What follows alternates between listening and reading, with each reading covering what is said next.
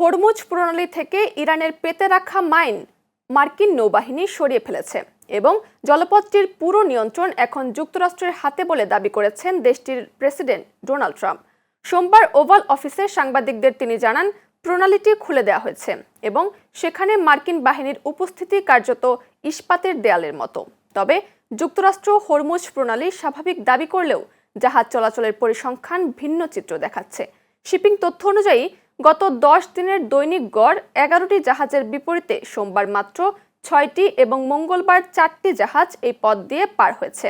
বিপরীত দিকে লোহিত সাগরের বাব আল মানদেব প্রণালীতে জাহাজ চলাচল স্বাভাবিক ছিল। ফলে ট্রাম্পের দাবি সত্ত্বেও হরমুজ প্রণালীতে বাণিজ্যিক জাহাজ চলাচল এখনও স্বাভাবিকে ফেরেনি।